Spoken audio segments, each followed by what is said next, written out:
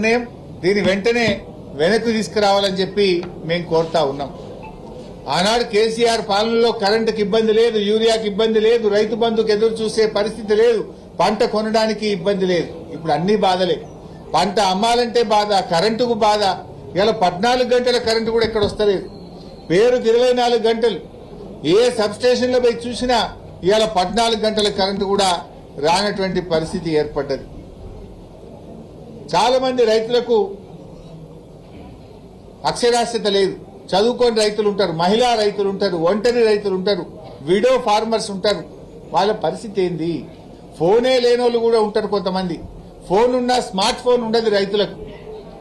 నువ్వు యాప్ల కథ పెట్టి ఏమి ఇబ్బంది పెడుతున్నావు? ఇదివరకు కూడా ఈ పత్తికి అట్లే చేశారు, కపాస్ యాప్ అని ఆ బీజేపీ వాళ్ళు తెచ్చారు. బీజేపీ వాళ్ళేమో కపాస్ యాప్ పెట్టి పత్తి రైతులను ముంచిండ్రు.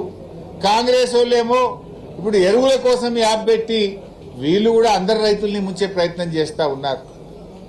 ఇది దయచేసి ప్రభుత్వం తక్షణమే ఈ యాప్ల నాటకాలు బంద్ చేయాలి.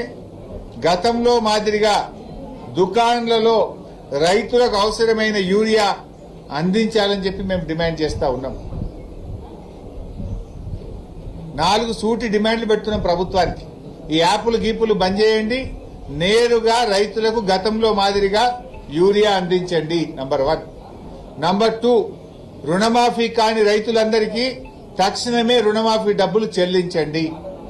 నంబర్ 3, బోనస్ పోయిన యాసంగి 1200, ఇప్పుడు వానకాలం 600, 1800 కోట్ల రూపాయల బోనస్ డబ్బులు వెంటనే చెల్లించండి.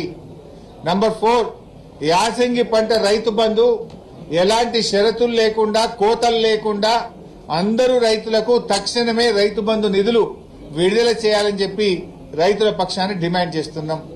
నంబర్ 5, మెదక్ జిల్లా గణపురం ఆనకట్టు రైతులకు పంట సాగుకు నీళ్లు విడుదల చేస్తూ స్పష్టమైన ఉత్తర్వులు జారీ చేసి రైతులకు స్పష్టత ఇవ్వాలని రైతుల పక్షాన్ని డిమాండ్ చేస్తున్నాం. Thank you.